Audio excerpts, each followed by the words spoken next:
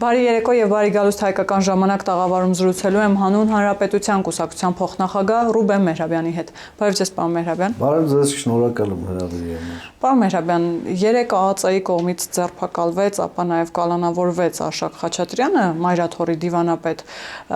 թմրանյութի գործով է անցնում իդեպ, տպավորություն էր թե այս ամբողջ գործընթացում այլևս չի լինի դրվագներ, որոնց վրա մենք կարող ենք զարմանալ, բայց շարունակում ենք զարմանալ այդ աղմկահարույց տեսանյութից հետո նկատի ունեմ։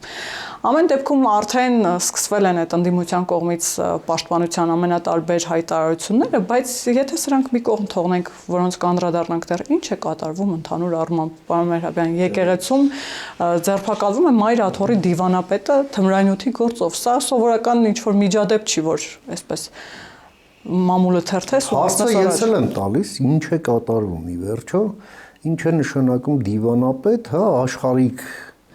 հարթության վրա, սա կարելի ասել եկեղեցու գործերի կառավարիչն է կամ աշխատակազմի ղեկավարը, հա։ Այդ ռուսերեն ասացված կա, էլի, каков поп, таков и приход, չէ՞։ Ոնց տեր հայրնա, տենց էլ իր բանն է, ծուխն է, էլի, հա։ Այդ ամենը իհարկե ցույց է տալիս, թե ինչ խորը ինստիտուցիոնալ ճգնաժամի մեջ է գտնվում հայոց եկեղեցին, բարոյական ճգնաժամի մեջ։ Եվ այն մեղադրանքները, որոնց հիման վրա էլ այդ քրեական գործը հարուցված է, ես ճիշտ ասած չգիտեմ, դրա ինչն եմ պաշտպանում, ես հասկանում եմ, որ փաստաբանները կարող են եւ պետք է պաշտպանեն, վերջո իրավունքի հարց է, բայց քաղաքական հարթությունում սա պաշտպանելը ուղղակի անհասկանալի է ինձ համար։ Եվ այս ամենը օրինաչափական է հաշվի առնելով այն այլանդակ բարքերը, որը տիրում էր հայ առաքելական եկեղեցու վերնախավում անցած քառորդ դար ժամանակահատվածում եւ այո պետք է հանգեցներ վաղ-թե-ուշ նման մի իրադարձության ցավալի դե ինչ քրեական գործ է ընթանում եւ հարցը պետք է լուծվի իրավական հարթության վրա բայց այստեղ իհարկե սա այսպես մեկուսի դիտարկելու դեպք չէ մենք խոսեցինք այն մասին, որ այս ամենը խոսում է ինստիտուտի ճգնաժամի մասին եւ սրա առնվազն բարոյական պատասխանատվությունը հենց Գարեգին երկրորդ կաթողիկոսի վրա է։ Որը չէր ուզում հրաժարվել Արշակ Խաչատրյանից։ Չէր ուզում հրաժարվել, մեկ եւ երկրորդն էլ հենց իր դրվածքն է, հա, որ նման ռիկոշետներ է տալիս, հա, նման քրեական գործերի ձևով։ Ինչը խիստ ցավալի է։ Եվ հենց դա է հանգեցրել եպիսկոպոսաց դասի մի նշանակալի մասի մոտ հանգեցրել է այն եզրակացության, որ ամենայն հայոց կաթողիկոսը պետք է գնա հանգստի, պատվավոր, որովհետև կաթողիկոսի պատիվը մեր բոլորի պատիվն է, եկեղեցու պատիվն է, ազգի պատիվն է, հա, միայն դրանով իր անձով չի սահմանափակվում, չէ, գյուղերում ասացված կար, չէ, ասում են գիժը չի ամաչում, գժի տերն է ամաչում, չէ, մոտավորապես այս վիճակն է, հիմա տերը մենք ենք, ուզենք թե չուզենք։ Այո, նա պետք է պատվավոր հանգստի գնա, նա չի կարողանում կառավարի, նա այլևս ի վիճակի չէ կառավարել հայ առաքելական եկեղեցին, որը գլոբալ կառույց է եւ հաշվի առնելով, որ աշխարհը գտնվում է մի լրջագույն անցման մեջ, այսպիսի առաջնորդով, այսպիսի որակի կառավարմամբ մեր եկեղեցին այս գլոբալ փոփոխություններին, կրկնում եմ, գլոբալ կառույց լինելով համարժեք չէ ուղղակի։ Մենք ի վերջո հարց պետք է տանք հայ ժողովրդին, Հայաստանի Հանրապետությանը, հայ առաքելական եկեղեցին պետք է թե ոչ։ Իհարկե պետք է։ Իհարկե պետք է, որովհետև այս տեխնոլոգիական անցումը պահանջում է շատ հստակ էթիկական բազա, որը ամենայն ունիվերսալ ձևով կարող է տալ միայն եկեղեցին։ Ես ձեզ հետ հանդիպումից առաջ ուղղակի այսպես ուսումնասիրեցի նաև օգտագործելով արհեստական բանականությունը, թե ինչ ճանապարհ է վերջին 100-130 տարի անցել Հռոմի կաթոլիկ եկեղեցին, հա, որը տարբեր խայտառակ պատմություններով անցել է, հազար ու մի սխալ բաներ արել,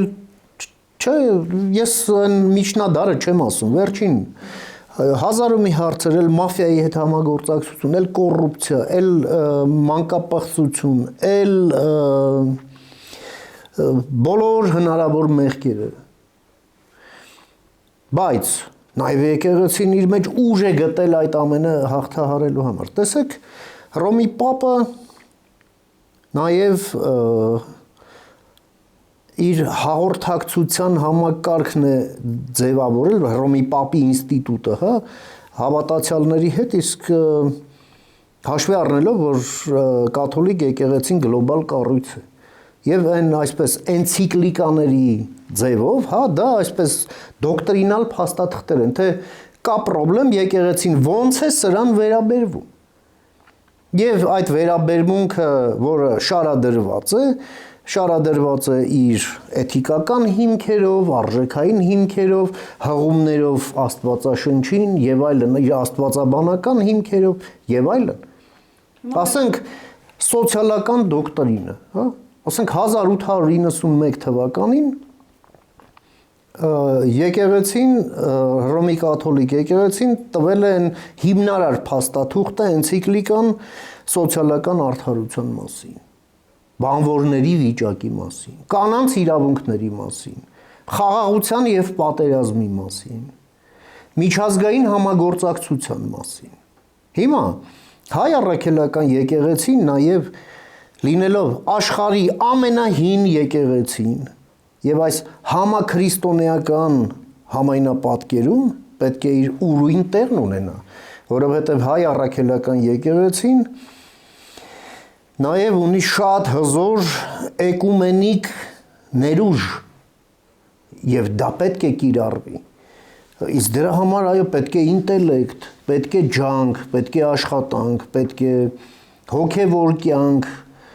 Ի վերջո, երբ նայում ես Հռոմի կաթոլիկ եկեղեցու այդ փաստաթղթերը, հասկանում ես, որ նման փաստաթուղթ կարող է ծնվել միայն մի քանի տարի լրջագույն ամենախորը քննարկումների արդյունքում քննարկողներ են եղել, չէ՞։ Ո՞վ է այդպես բան քննարկել։ Վերածել են սերվիսի, հա։ Ինչով են զբաղվում։ Թանգուեժանա, ստե լավ է, ստե լավ չի, ստե օգուտ է, ստե օգուտ չի։ Այն վարչապետներ, չէ՞ ասում, նստած հետը խոսում եմ ինչ որ ցեմենտից է խոսում, չգիտեմ, արմատուրայից է խոսում։ Ինչի մասին է խոսքը։ Կամ որ համայնքներում ամենաթոթոլ բաժինները իր բառերով ասած ծանոթ, բարեկամ, հարազատ չկա նման բան։ Տեսեք, Հռոմի կաթոլիկ եկեղեցին նաև պետություն է, հա, Վատիկանը պետություն է եւ դա արվում է, այսպես ասենք, նաև այն գիտակցումը, որ սա հաշվի առնելով նաև այդ կրոնական սպეციფիկան այդ միկրոպետության, բայց նաև ունի շատ հզոր ազդեցություն, չէ՞։ Այն որ ասում են իսկ Հռոմի Պապը քանի դիվիզիա ունի։ Հռոմի Պապն ունի 3 միլիարդ հետևորդ։ Ահա դա ձեզ դիվիզիա։ Եվ ունի շատ մեծ ազդեցություն։ Հիմա նույնը հայ առաքելական եկեղեցին է։ Հայ առաքելական եկեղեցին պետություն չէ ինքը, բայց նա պետության մեջ է, այսինքն այստեղ նաև պետությունն անելիք ունի։ Մենք այստեղ իրոք ճգնաժամ ունենք պետություն եկեղեցի հարաբերություններում, որովհետև տեսեք, վարչապետն էլ չէ ասում, որ ասում են վերջի շատից քչից այն կանոնադրային փաստաթուղթը, հա, այն ցարի ժամանակվա պալաժենինը։ Դրանից հետո ինչ ա եղել։ Մեկ էլ այն Ստալինի ժամանակ, այն երկրորդ համաշխարհային պատերազմից հետո ինչ որ կարգավորումներ սովետական պետության հետ եւ տարբեր կրոնների, հա, այլ մուսուլմանական ուղղափառ, հայ առաքելական եկեղեցի եւ այլն։ Այդ հարաբերությունների այդ կարգավորումներն են, որոնք իներցիայով եկել մտել են արդեն մեր ժամանակները, մեր օրեր, երբ 35 տարի սովետ չկա, բայց սենց շարունակվում է։ Ոստեղ պետությունն էլ է թերացել։ Բայց հիմա փորձում է համագործակցության։ Հիմա նոր փորձում ենք մենք անել, բայց ոնց որ այս ճանապարհը բավականին երկար է լինելու։ Այսինքն ես չեմ ուզում որ մենք իլյուզիա ունենանք, թե սա ամբողջ խնդիրն այն է, թե Գրիգոր Լուսավորչի գահի վրա Գարեգին երկրորդն է, թե ուրիշ մարդ, թե Գարեգին երկրորդը մնում է, թե գնում է։ Այդպես չի։ Դա միայն, սենց ասենք, այն տեխնիկական անհրաժեշտություն է ընդհանրապես վերածվել է դրա, բայց ամբողջ աշխատանքը արժևում է դեռ։ Մեզ մոտ, այսպես ասենք, այդ գիտելիքի հետ կապված, հա, այդ աստվածաբանական գիտելիքը, որը անհրաժեշտ է հոգևորականի համար,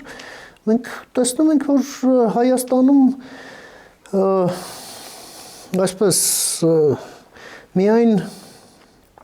համալսարանական մակարդակի, դոկտորանտուրայի մակարդակի եւ այլ այդ բաները դեռ չկան։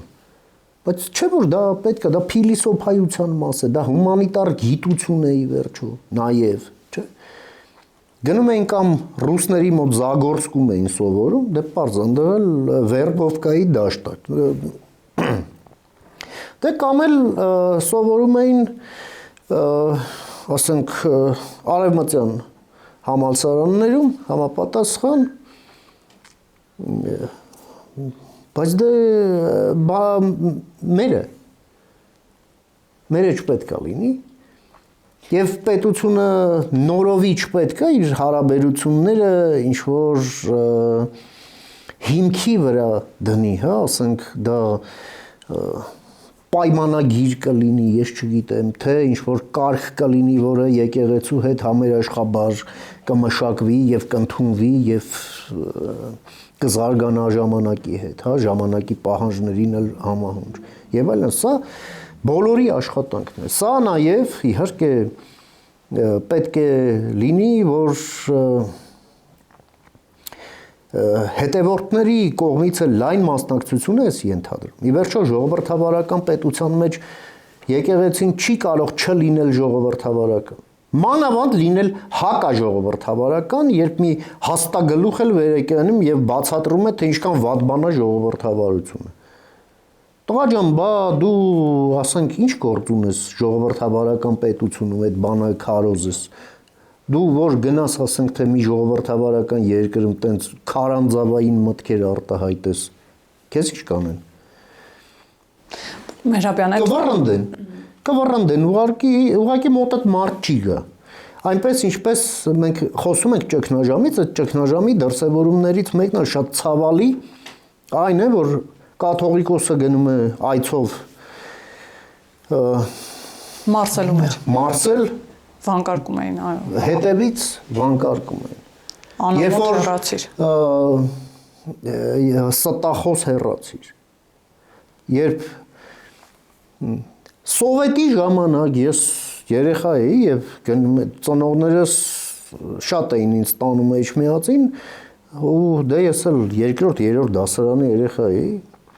Ասում էի, ինչ գնում ենք, ինչ անենք, ասում էին, գնում ենք Վազգեն առաջինին տեսնենք եւ Լուսինե Զաքարյանին լսենք, հա։ Եվ հիշում եմ մի քանի անգամ եղել մենք գնացել ենք այնտեղ եւ չենք կարողացել ներս մտնել, այնքան մարդաշատ է եղել։ Բակում ենք կանգնել, ասենք, այս ձևով։ Իսկ հիմա նայում եք, ինչ որ կարևոր առիթով պատարակ է հրավիրվում, մատուցվում, բակը դատարկ է։ Բայց ճգնաժամն էլ ուրիշ ո՞նց է լինում, եթե ձեր մոտ մարդ չի գալիս։ Էլ չեմ ասում այն մասին, որ այո, մեր մոտ բողոքական ուղղություններ կան քրիստոնեության, չէ՞։ Շուրջ 50 կրոնական կազմակերպություններ են Հայաստանում գրանցված։ Այդ ամենը այո կոնկուրենցիա է նաև, որովհետև հա Աստվածաշունչը մեկն է, բայց մեկնաբանություններն են տարբեր, հա, այդ արժեքները սպասարկելու մեթոդոլոգիան է տարբեր եւ այդտեղ մրցակցություն կա։ Ես լինելով հայ առաքելական եկեղեցու հետևորդ, ես համարում եմ, որ 1700-ամյա մեր եկեղեցին այդ կոնկուրենցիայում չպետք է պարտվի։ Չպետք է նահանջի։ Ոչ թե նրանց կոչելով աղանդավոր, ինչը ես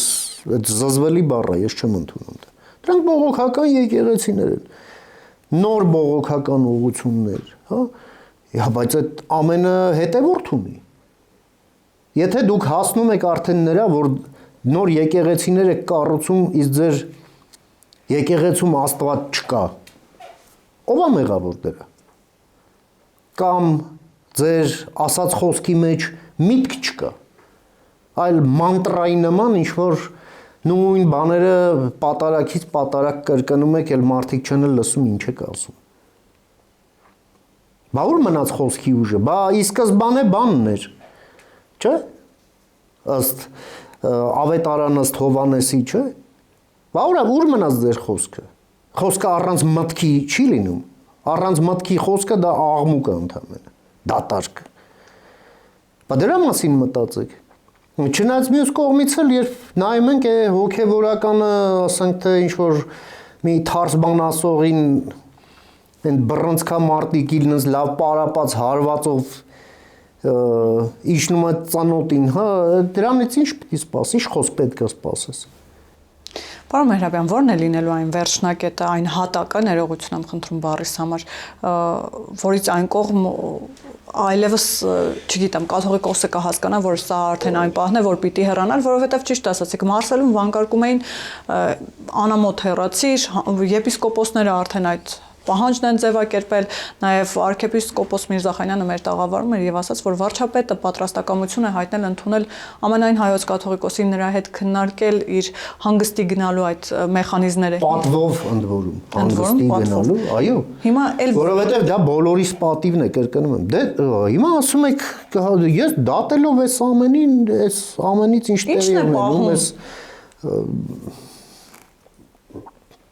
ինչն է որ Նույն հարգարժան Սրբազան հայրը Վազգեն arczepiskopos Միրզախանյանը, նաև որի հետ ես զրուցեցի, ընդ որում թե եթերում, թե եթերից դուրս, նա մեծ ջանք է գործադրում եւ մեծ խիզախություն է դրսևորում իրենց անուններով կոչելու։ Այո, այստեղ դրսի ազդեցության մասին մտածելու հիմքեր եմ ես լրջագույն ծանրակշիռ հիմքեր եմ ես տեսնում ցավոք սրտի եւ տեսնում ենք որ այս մի քիչ շատ է խորացել այս ախտը եւ KGB-ից ժառանգած այդ կապերը, որը հիմա անցել են Ռուսաստանի ներկայիս Ռուսաստանի հատուկ ծառայությունների ժառանգաբար ուղղակի քաղցկեղի պես կերել են մեր եկեղեցու վերնախավի զգալի մասին։ Ինչպես է դա արվում։ Երբ խոսվում է բարեվարկության մասին, բարեվարկությունը դա, ասպես ասենք, էթիկական նախապատվության հարց չի, կամ ճաշակի հարց չի։ Սա անվտանգության հարց է, հենց անվտանգություն նաև նման հավաքագրմանը իմունիտետ ունենալու հարց։ Բարեվարկություն ունեցող մարդն է, որ կարող է դիմագրավել հավաքագրման փորձերի։ Իսկ չունեցողը շատ հեշտ փայ է դառնում նման ջանքերի համար։ Այսինքն այս մարդիկ Աստվածաշնչից հավատքից այնքան կտրված են, որ կարող են այլ զբաղմունքներ։ Դա հարցի բարոյական կողմն է։ Ես խոսում եմ շատ գործնական բանի մասին։ Եթե հատուկ ծառայությունները սկսում են մշակել օբյեկտին, հա, նրա թուլությունները շահագործելով բերելու իրենց դաշտ եւ նահանջի տեղ չթողնելու համար։ Եթե մարդը, չգիտեմ, անբարո կյանք է վարում, այլասերված կյանք է վարում, ընչաքաղց է, հա, բակից թույլ, այդ ամենը նրանք շատ լավ հոգեբանները շատ լավ հաշվարկում են եւ թակարդ փակվում են։ Այսինքն կոմպրոմատներն են պահում։ Այո, կոմպրոմատներով բերում են իրենց դաշտ, իսկ հետո սկսում են աշխատացնել իրենց նպատակներով։ Որն է իրենց նպատակը, աշխատացնում են պետության դեմ։ Մենք սրա հետ հիմա գործ ունենք։ Մենք հիմա երբ խոսում ենք կուսակրոնություն կա, չկա եւ այլ, այդ ամենը ներ եկեղեցական հարց է։ Իսկ ավելի սարսափելի բաներ կան։ Թողնենք եկեղեցուն, այո, որովհետև այդ բարեբարքությունից շեղումները դաշտ են բացում հավաքագրման հաջողության համար։ Եվ այո, Ռուսաստանն այսօր որ հիբրիդային պատերազմ է վարում Հայաստանի դեմ, նման ցածր սոցիալական պատասխանատվությամբ հոգևորականները վերածվում են Ռուսաստանի այս հիբրիդային պատերազմում Ռուսաստանի ձեռքի բութ գործիքի, որով խփում են մեր գլխին։ Իսկ իրենք էլ, քանի որ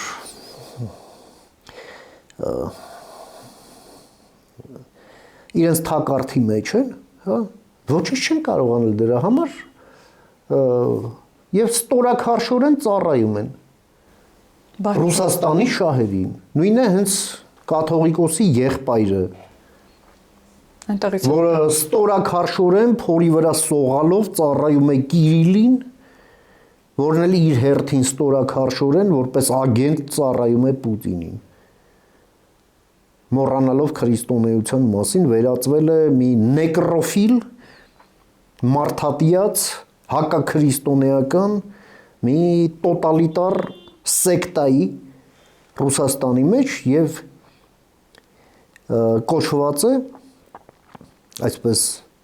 պսևդո հոգևոր ապահովում տալ Պուտինի ֆաշիստական ռեժիմին։ Ահա դրա տակ է գտնվում կաթողիկոսի եղբայրը, որը տերորիստներ է օրհնում, մարդասպանների է օրհնում Ուկրաինա ուղարկելուց։ Եվ չի կարմրում դրա համար։ Չի կարմրում, գետինը չի մտնում։ Հասկանում եք։ Ինչի համար։ Դե որովհետև այն կյանքը, որով նա ապրել է, հնարավորություն է տվել շատ հեշտ ձևով նրան հավաքագրել եւ շահագործել արդեն իրենց նպատակների համար, որոնք մեր նպատակների հետ որևէ կապ չունեն։ Ես այստեղ լիովին համամիտ եմ, որ հենց Վազգեն arczepiskopos-ն էլ ասաց դրա մասին, որ մենք կուսակցություն չենք, մենք եկեղեցի ենք։ Բոլորն են մեր հետևորդները։ Մենք իշխանության եկեղեցին չենք, բայց մենք ընդդիմության եկեղեցին էլ չենք կարող լինել։ Հա, մենք բոլորի եկեղեցին ենք, մենք վեր ենք այդ ամեն ինչից։ Բայց ինչու է եկեղեցում կամ չասեմ եկեղեցում, գոնե որոշ անհատների մոտ այդ վերնախավի մոտ այդ կտրվածությունը ժողովրդից եւ տեսնում եք տևական ժամանակ էս խոսակցությունները կան։ Դե որովհետեւ հոգեվոր կյանք չկա, աշխատանք չկա, ել եմ ասում, աշխարհն աշխարհով իրենց ներսի չարչիական այդ գաղճ մտնոլորտով, հա, իրավիճակներով եւ իրենց այդ ճղճիմ մաղումներով, ձգտումներով, բնազդներով, հաճախ նաեւ կենթանական ուղակի։ Հա, այս ամեն ինչը դրա արդյունքն է, որովհետեւ այո, եկեղեցին էլ է մատնված եղել անգործության այդ իմաստով։ Դե պետությունն էլ մատների արանքով է նայել, չնայած դե ինչ պետություն, երբ մենք խոսում ենք պետության մասին, չմոռանանք, որ հենց այս կաթողիկոսն է ներկառուցել եկեղեցին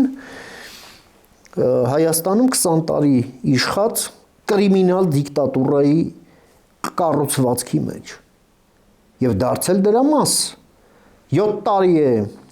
7.5 արդեն, հա, այդ կրիմինալ դիկտատուրան չկա, բայց դրանից մնացած այդ ուռուցքից մնացած այդ մետաստազը դեռ շարունակում է թունավորել մեր ազգային պետական օրգանիզմ։ Դա պետք է վերացվի։ Ինչպես վերացվի։ Ինչ մեխանիզմներ, ճանապարհային քարտեզներ եք տեսնում։ Ունի այդ ներուժը, այդ ամենը վերացնելու համար 1700-ամյա կառույց լինելով եւ ունենալով դրա համար բոլոր մեխանիզմները։ Ինչ էլ անի, չանի Գարեգին II կաթողիկոսը, հա։ Ինչ էլ անի, չանի։ Նա այլևս անկարող է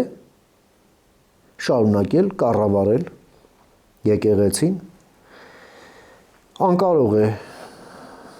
այն դարձնել համարժեք ժամանակի պահանջներին, անկարող է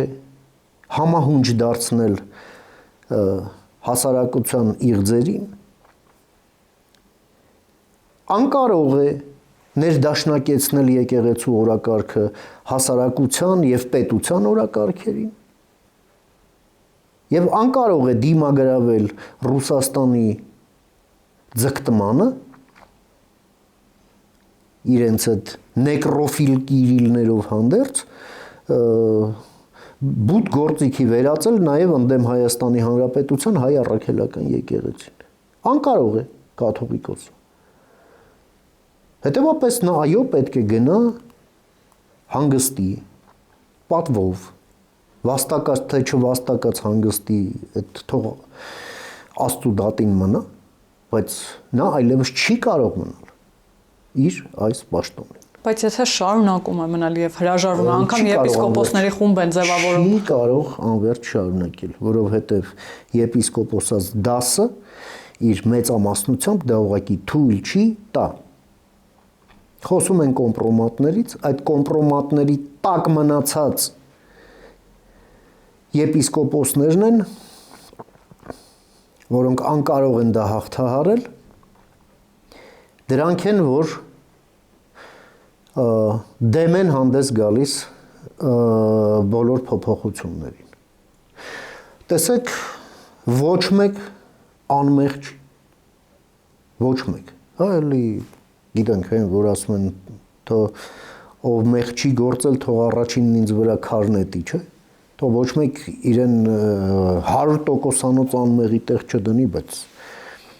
մեղավոր մարդն էլ ինչ որ պահի պետքա կանգ առնի։ Եվ այո գտնվել են հոգևորականներ, որոնք կանգ են առել, որովհետև քարոտ դար չխոսելը եւս մեղք է, բոլորս ենք մեղավոր, բոլորն են մեղավոր, բայց ինչ որ պահի սկսում են չխոսել։ Պարոն Մեհրաբյան, arczepiskopos Միրզախանյանը նաև խոսեց մարտի 1-ին, հոկտեմբերի 27-ին նախ տեղի ունեցածի եւ այդ պայմաններում կաթողիկոսի ընտրության հետո մարտի 1-ին այդ խորհրդավոր լռության մասին եւ նաև ցավով նշեց, որ կաթողիկոսը հայ ժողովրդի հետ միշտ կտրված է եղել, այդ կապը չի եղել։ Հիմա գոնե այս պահին վերջի շրջանում դուք լսել եք կաթողիկոսի շուրթերից, բացի վաղաշաբաթի ընտրությունները, որ էլի որոշակի այդպես տեսախցիկների առաջ հայտնվեց ու կարծես թե այդ հորդոր կար այնտեղ կամ չգիտեմ քաղաքական էր թե ոչ քաղաքական այդ ելույթը, բայց ամեն դեպքում հիմա որտեղ է խնդիրը, որ գոնե այս պահին օրասական պահին, երբ ժողովուրդը սպասում է իր արձագանքին, տևական ժամանակ է հարց է բարձրացված, ինչի մասին է այս լռությունը արդյոք եւս մեկ անգամ գալիս է ապացուցելու, որ ամենայն հայոց կաթողիկոսը հայ ժողովրդից կտրված է եւ չի ուզում հաղորդակցել պարզապես։ Այս ամենը իր խոր արմատներն ունի։ Այո, Գարեգին կաթողիկոսը ներմուծել է մեր եկեղեցի եւ մեր երկիր այն ամենազազրելի ռուսական պրակտիկաները, հենց ռուս եկեղեցուց եկած, որը եւս միշտ կտրված է եղել ժողովրդից։ Նրանք եղել են ցարերի անձնական օգտագործման եկեղեցին, որովհետև հենց այդպիսին չեն եղել, մի բարակ լարով խեղտել են իրենց հենց եկեղեցիների մեջ։ Դա են եղել։ Հիմա, երբ Հայաստանում էլ Ռուսաստանի վասսալ դիկտատուրա էր հաստատվել, ապա ընկալումն այն էր, որ ռուս ուղղափառ եկեղեցին հայտարարվում էր քույր եկեղեցի, դրա ինչն է քույր, ու դրա ինչն է եկեղեցի։ Նա դարձավ դրա ֆիլիալը, արդեն այսպես չակերտավոր հոգևոր մասով եւ վերածվեց այդ դիկտատուրայի մի մասի։ Նրան պետք չէր ժողովրդի հետ կապ, նրան պետք էր իշխանության հետ կապ, որը պետք է ճնշեր ժողովրդին։ Եվ երբ ճնշում էին, նա որ կողմում էր, ճնշողների թե ճնշվողների։ Վերջ, սա է պատասխանը։ Չկա ուրիշ պատասխան։ Չկա ուրիշ պատասխան սրան։ Հետևապես մեզ այլևս հարիր չէ նման պահվածք։ Մենք պետք է մեր պատմության, մեր եկեղեցու պատմության այս էջը թերթենք, բացենք մաքուր էջ եւ նորը գրենք 21-րդ դարին վայել ազատ ինքնիշխան ժողովրդավարական պետությանը վայել նոր էջ գրենք մեր պատմության մեջ, ինչպես մեր պետության պատմության, այնպես էլ մեր եկեղեցու պատմության մեջ եւ 1700 տարի ճանապարհ անցած մեր եկեղեցին, որը շատ փշոտ ճանապարհ է անցել, ավելի քիչ փշերով, բայց եւս 1700 տարիներ մի քանի հատ պետք է անցնի, այ հիմա է, որ այդ ճանապարհը պետք է բացվի։ Պարոն Մեհրաբյան, վերջերս նաև կառավարությունը վերջապես հրապարակեց Ղարաբաղի հարցով բանակցային այդ թղթերը, փաստաթղթերը, որոնց շուրջ գիտեք որոշակի էլի աղմուկ բարձրացավ, բայց այստեղից ինչ հետևություններ պիտի անելու առաջ նայել, որովհետև այստեղ էլ մենք տեսնում ենք, թե ինչպիսի մեծ կտրվածություն է եղել քաղաքական իշխանության եւ հանրության միջև այն դեպքում, երբ մի կողմից ասում էին, որ հաղթող կողմ ենք, հաղթած ժողովուրդ ենք, խաղաղություն է մեր իշխանության տարիներին, ոչ մի թիզական ենք, մյուս կողմից մենք այս բանակցային փաթեթները գալիս են ապացուցելու հակառակի մասին եւ Զախարովան է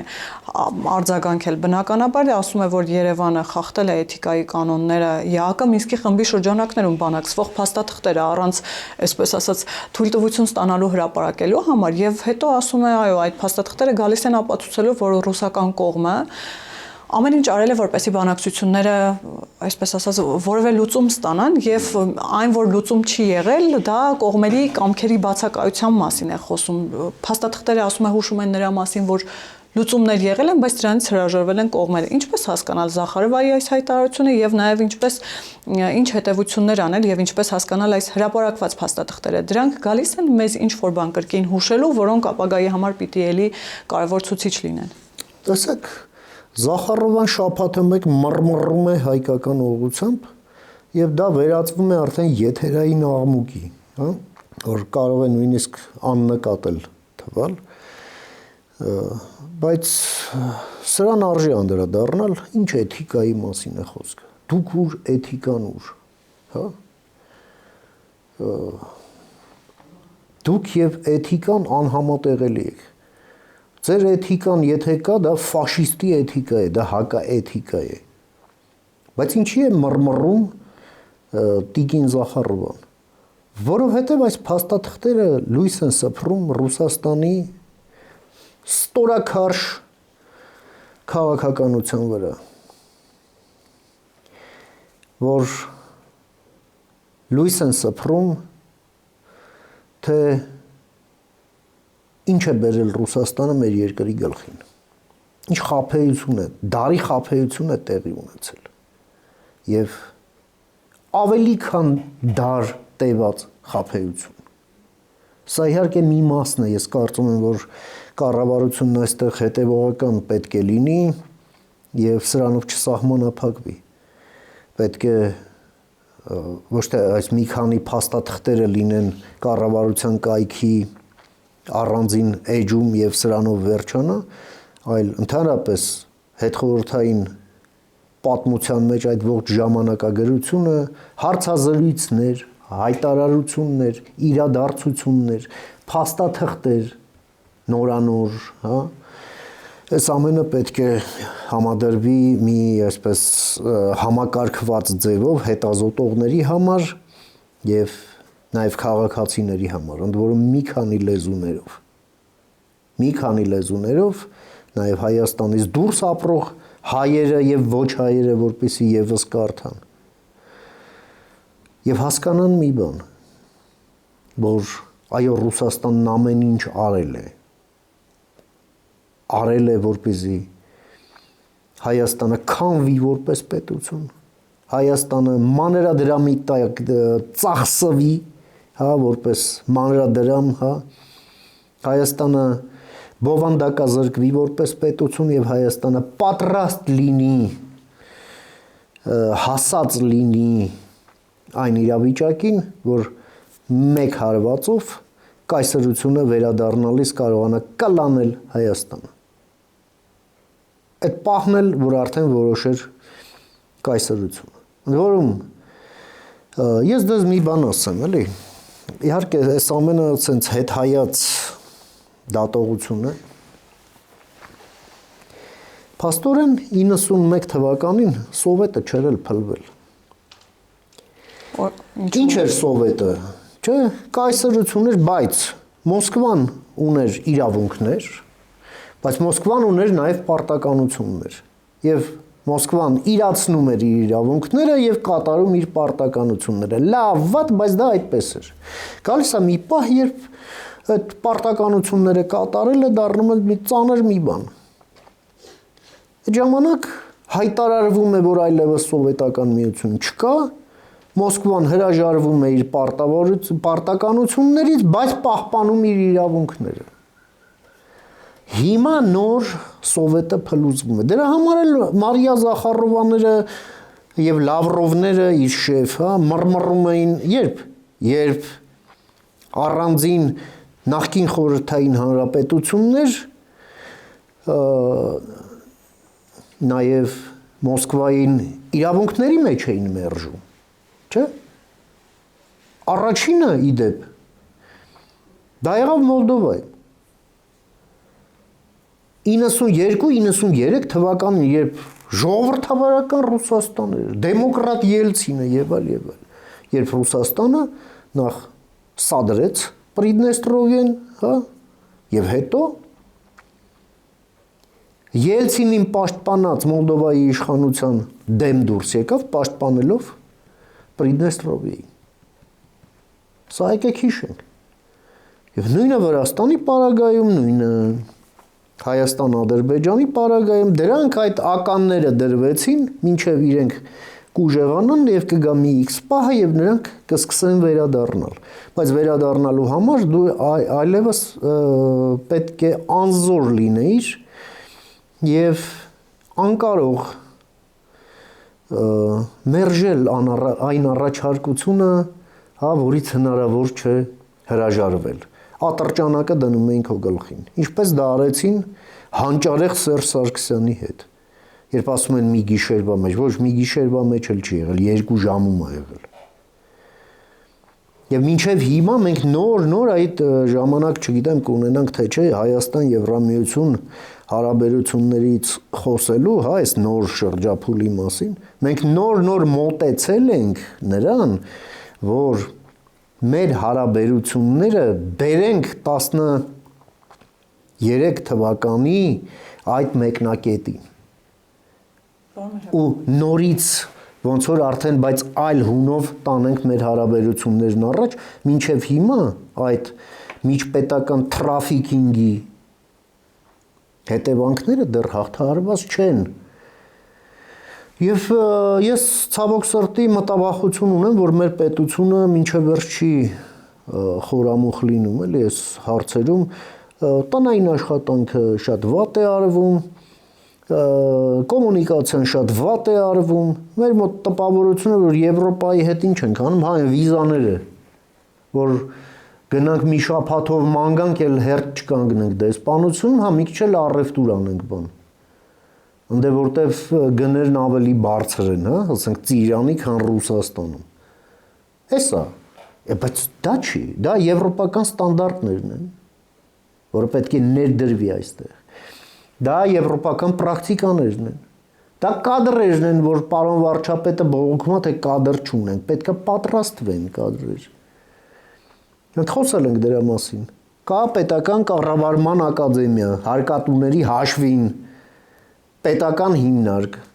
եթե կադրեր չի պատրաստում, խիք պահում։ Բերեք 500 եվրոպացի, փող տվեք, թող պատրաստեն ձեր կադրերը։ 1000 հոգի այսա շրջանավարտներից, մագիստրանտներից հավաքեք, զրուցեք, մի կոնտրակտ կնքեք, ուղարկեք վերապատրաստման, բերեք նշանակեք պետական աշխատանք։ Ահա ձեզ կադրեր։ Քառակուսի հաստագլուխները, որոնք նստած են պետական ապարատում, որ դրանց էլ ասեք հաջողություն։ Դուք մեզ պետք չեք։ Պարոն Միրհարյան, մռմռոցի ձեր բառերով ասած եւս մեկ դրվագի ուզում եմ անդրադառնալ։ Օրերս գիտեք, Բրյուսելում ընդունվեց Եվրամիություն, Հայաստանի Հանրապետություն գործընկերության ռազմավարական օրակարգը, որում խոսք է գնում նաեւ էներգետիկ համագործակցությունը զարգացնելու եւ խորացնելու մասին։ Այստեղ էլ Զախարովան կրկին պիտի անդրադառնանք մեր սիրելի Զախարովային ճակերտավոր ասած։ Պարոն Միրհարյան, այստեղ էլ Զախարովան ասում է Եվրոպայում Եվրամիությունը վամպիրի նման բոլոր այն երկրներին ասում են եկեք կծենք դուք էլ դարձեք մեր պես, ասում է դա շատ վտանգավոր, այսինքն իրենք իրենց էներգետիկ անվտանգության խնդիրները ունեն, հիմա Հայաստանին ներքաշում են դրա մեջ եւ ուզում են մեր բարեկամական հարաբերությունները քանդել։ Հիմա ինչու է Եվրամիությունը այսքան վատ տրամադրված Հայաստանի հանդեպ, որ նախ ըստ Զախարովայի ուզում է վամպիրի նման մեզ հոշոտել եւ մեր արունը խմել եւ երկուս ուզում է Ռուսաստանի հետ բարեկամական հարաբերություններ Ռուսական ժամանակակից ֆաշիզմը իզուր չի կոչվում շիզոֆաշիզմ, հասկանում եք, դա շիզոֆրենիայի սինդրոմ է, երբ դու անում ես մի բան, հետո այսպես մոլերանդորեն սլակները շրջում ես հենց այդ օբյեկտի ուղղությամբ, ում նկատմամբ դու դա արել ես, ու քո արածի մեջ քո արածները վերագրում ես նրան։ Մարիա Զախարովան ռուսական շիզոֆաշիզմի դասական կլինիկական օրինակ է, որը կարելի է դասագրքային, հա, որոնք հոգեբուժությամբ զբաղվողներին կամ ուսանողներին կարելի է ուղղակի դնել եւ որպես դեմոնստրացիոն նյութ ցույց տալ, հա, որպես այն վառ այսպես մանիֆեստային մի սիմպտոմ եւ սինդրոմ։ Բնականաբար այդ վամպիրը իրենք են կծում, իրենց նման դարձնում։ Հերիքա Սիմոնյան Մարգոին մի հատ նայենք կամ այն Ֆիլոսոկրատին նայենք, հերիքա այդքան։ Այո, իրենք մեզ ուզում են այդպիսին դարձնել, չգիտեմ, կծելով, լպստելով, գրպանը փող դնելով, թե ինչ անելով, ես այդ մեթոդներին Զախարովան ինձանից լավ գիտի, կամ եզրասներով, չէ՞։ Եվ շրջել մեր դեմ, այո, այդ մուտացիան իրականացնել։ Իսկ Եվրամիությունն էլ, այո, մեզ հետ համագործակցում է, օգնելու, որ դա տեղի չունենա։ Հասկանում եք, եւ դրանից այո բնականաբար Տիկին Զախարովան մռմռում է եւ մռմռալու է եւ դեռ շատ է մռմռալու։ Եվ հիշեք, ինչքան երբ մենք անում ենք մի բան, որից Մարիա Զախարովան մռմռում է, իսկ մենք դեռ լավ չենք հասկացել, լավ ենք արել, թե լավ չենք արել, այդ մռմռոցը այն ցուցիչն է, որ մենք ամեն ինչ լավ ենք արել, պետք է շարունակենք, պետք է խորացնենք։ Ահա եւ ողջ իրականությունը։ Ես մաղթում եմ, որ նա ամեն օր, եթե ամեն շաբաթ է մռմռում, ամեն օր մռմռա, բայց այդ մաղթանքն էլ կախված է նրանից, որ ամեն օր մեր իշխանությունները քայլեր անեն մռմռացնելու համար նաև, չնայած դա վերջի բանն է, որի մասին պետք է մտածենք։ Բայց էլ եմ ասում, այդ գիտակցումը չկա։ Ինձ օրինակ խորապես հիասթափեցրեց Հայաստանի քվեարկությունը ՄԱԿ-ում։